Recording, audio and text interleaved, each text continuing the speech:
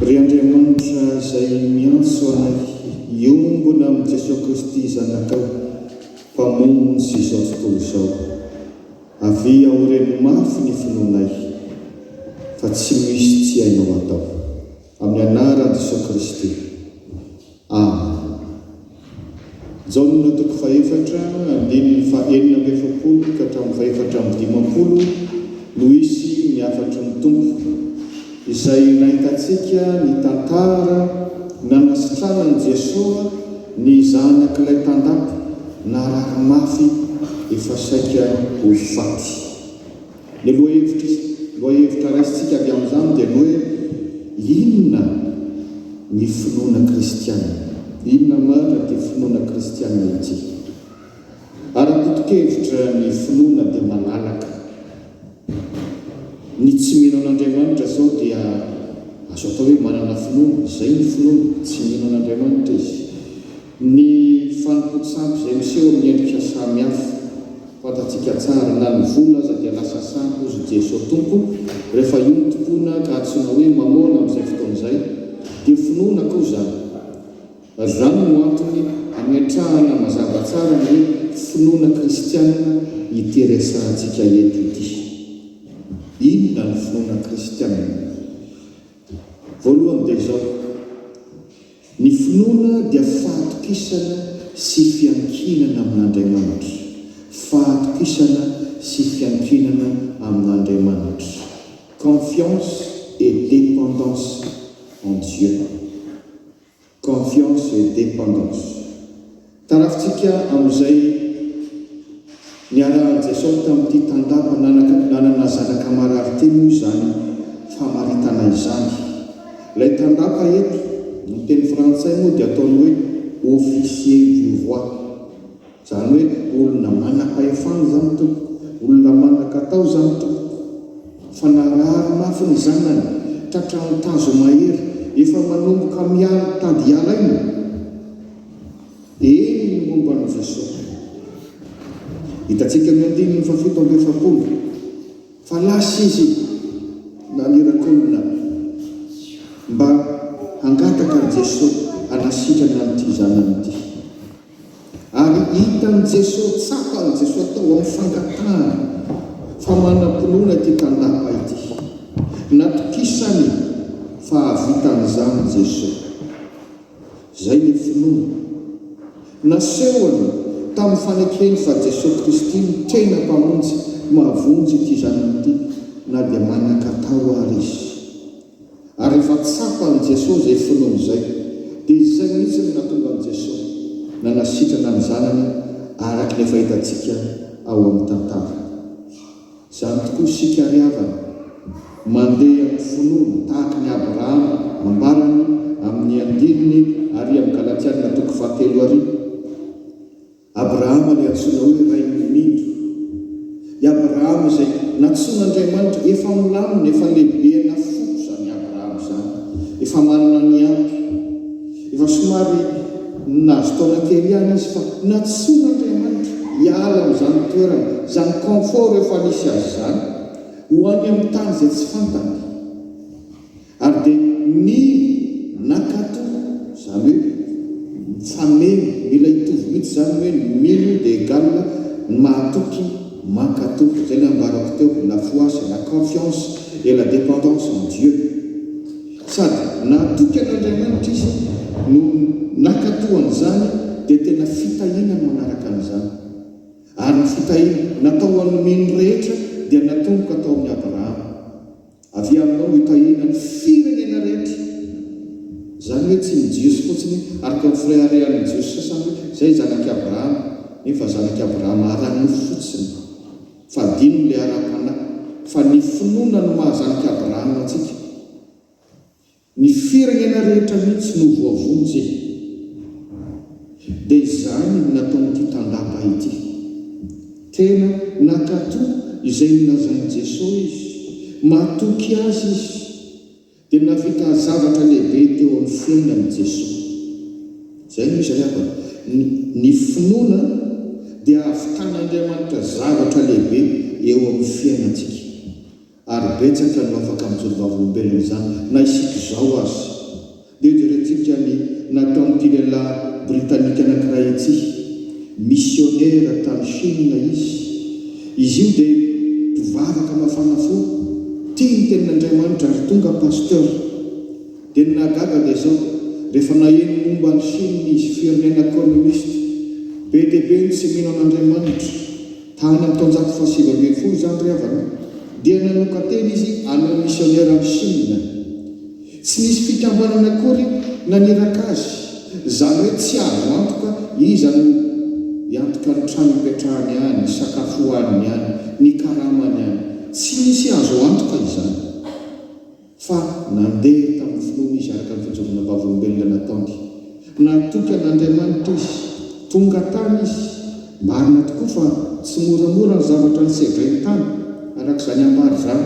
firenena communiste ny sedra fanenjehany izy ny fahasahiranana fa nandroso hatrany izy noho ny fiankinany tamin'Andriamanitra inona ny vokatra azo ho ianao nahatsangana fikambanana mpaniraka missionnaire anankiroa be zao izy tany Chine dia navita naniraka pasteur maro tany amin'ny faritra maro tany Chine sy ny firenena manodidina naharitra 50 taona zany maha missionnaire azy tany Chine izany ary 70 taona izy no maty mipetraka ho tantara zany ryavana zany ny vokatry ny finoana fatokisana an'Andriamanitra manjary mahavita zavatra lehibe rehefa telo tokoa ny finoantsika dia mianana amin'lefa mahazatra sy le hitany maso varoboanjo taody varoboanjo zany dia tsy manana toky tsy manana fanantenana na ny fatokisa-tena aza manjary miala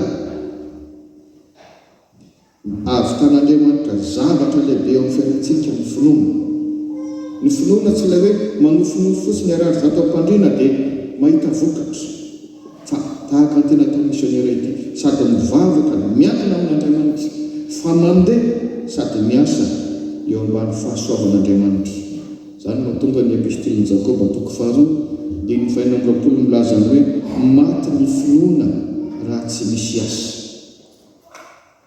fa tsy maintsy miteraka fanontaniana ho aso anao zany tsaronao mandeha amin'ny fahatokisana sy ny fiankinana amin'Andriamanitra tokoa ve ianao asa amin'ny fianarana izay ataonao sa metehitra fotsiny amin'ny saina izay mety foanao ny maraina efa mivadika zavatra kely tsy tohonina mety soka kely eo amin'ny fiainana dia mampivadika amin'izany saina izany dia nanyantehitra amin'Andriamanitra ve ianao tsaronao fa tena mandeha amin'ny fitokisana an'Andriamanitra ve ianao amin'ny asanao andavanandro sa fa matoko fotsiny hoe izy efa ny expérience ianao nefa mahalala tsara fa ny andray misy hery tsy fatapiaviana miteraka korotana ao ampiasana miteraka tsy fahombiazana miteraka lozo dia anatin'ny ray mpimaso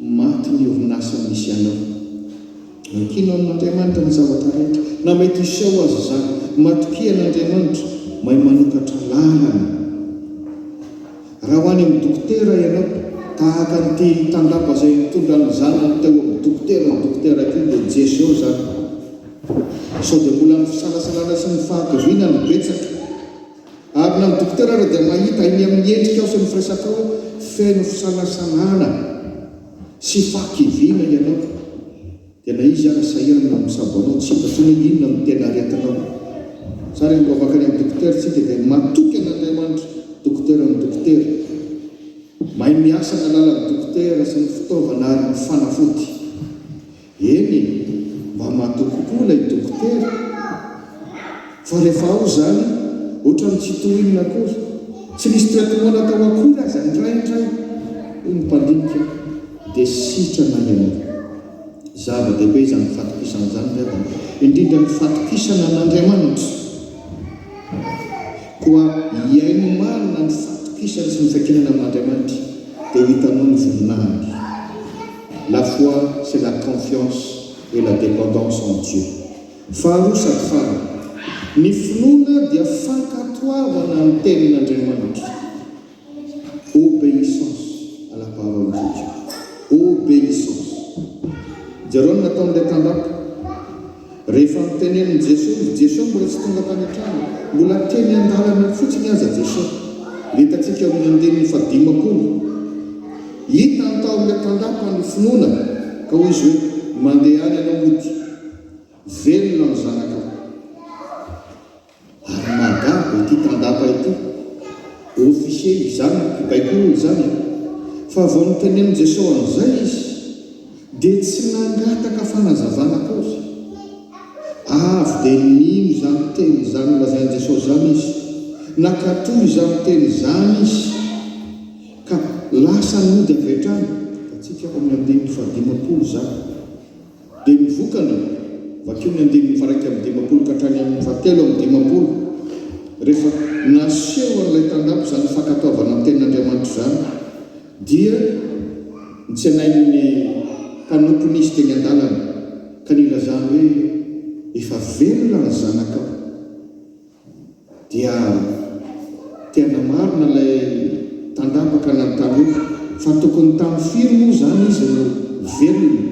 Dia hoy ny mpanompony eo amin'ny andininy 2:50 omaly tamin'ny ora 7 satria mbola lavitra ny toerana fa nalavitra misy trano misy nisy an'i Jesosy. Omaly tamin'ny ora 7 afaka ilay tazo izay tena natandamaka azy. Ny ora 9 eo amin'ny fanisa ora jiosy amin'ny 10 ora atoandro, ilay ora 7 izany amin'ny 2 ora atoandro. Dia avy hatrany dia tsara ilay tandapa eo amin'ny andininy 7:50 hoe tamin'izay izy Jesosy ilay miteny taminy hoe mandehana mody fa velona ny zanakao. Amin'iny izy kanakato ny fankatoavany ny tenin'Andriamanitra nahitany vokatra tsara, ahitany ny herin'Andriamanitra. Izany hoe ilay tenin'Andriamanitra no mitaiza ity tandapa ity. Ny mpandinika sasany moa dia milazany hoe tena olona efa hivavaka amin'Andriamanitra ity tandapa ity, fa tsy zavatra voateo eo izany rehetra rehetra izany. Azay no mahatonga ny Romanina 10:7 milaza hoe ny finoana dia avy amin'ny toriteny ary ny toriteny kosa avy amin'ny tenin'i Kristy. Ny tenin'Andriamanitra izay vakitsika enotsika ny alalan'ny toriteny sy fampianarana, izany no sakafo mamelombelona ny finoantsika, ary ny finoana kristianina no hiavahantsika amin'izao tontolo izao. Mahatonga antsika samy sendra amin'ny sarotra tahaka ilay misionera ary manana fanantenana ny amin'ny hoavy tahaka ny Abrahama. Misy vokany eo amin'ny fiainantsika ny fankatoavana amin'ny tenin'Andriamanitra. Tsapanao ve izany? Tiako nitondreto ny tantara amin'ity député britanika anankiray ity, William Wilberforce no anarany. Ka ny Angletera izy mipetraka, teraka tamin'ny taona 750 maty ny 330 kristianina izy io, tia mamaky baiboly izy io, manaraka fampianarana. I Angletera moa tamin'izany fotoan'izany dia anisan'ny fantatsika tsara ny tantara firenena nanjanaka firenena maro, ary dia manao an'izany hoe makare alainy atao andefo ny any amin'ny firenena zanany dia amidy ny any amin'ny firenena hafa ohatra. Rehefa namaky ny tenin'Andriamanitra William Wilberforce amin'ny maha kristianina azy dia mahatsapa sy resy lahatra fa hoe tsy araka ny sitrapon'Andriamanitra izany. Noarin'Andriamanitra hitovizony olona rehetra ka dia fahavetavetana eo anatrehan'Andriamanitra izany mihitsy no fehezan-tenina ampiasainy. Dia resy lahatra izy fa hiady amin'izany ary tsy moramora satria ny firenena izay manana mpitondra matanjaka no manao izany. Ary raha antsika malala napanaka reny any Angletera izany, kanefa dia niezaka izy niady tamin'izany, nanangana fikambanana mihitsy mba azono maneho sy manamafy izany adiny izany. Tsy nitsahatra izy niady ny amin'ny andravana ny fanevozana sy ny fivarotana andevo. Inona ny vokany ho ianao? Ela ny ela 3 andro alohan'ny hafatesany, hoy ny fianakaviana izay mitantara amin'izao vavolombelona, eny ny tamin'ny radio fa nandrava ny fanandevozana sy ny fivarotanandevo ny parlemanta britannika. 3:30 zany hitanay fary miaingina ho ny ankohonany tao an-trano. Hitanao amin'izany ny vokatry ny fankataovana ny tenin'Andriamanitra dia manova tantara. Tsy maintsy misy vokany tsara eo amin'ny fiainanao zany, mahasoa anao zany. Zany le finoana verifiana: confiance, dépendance, obéissance. Fahatokinana Andriamanitra, fiankinana amin'Andriamanitra, fankatoavana ny tenin'Andriamanitra. Izany finoana izany no mampiavaka antsika amin'izao tontolo izao. Ananantsika fomba fijery hafa na samy miatrika zava-tsarotra azy, ary ananantsika fanampianana na tsy mahita mangirana zany olona.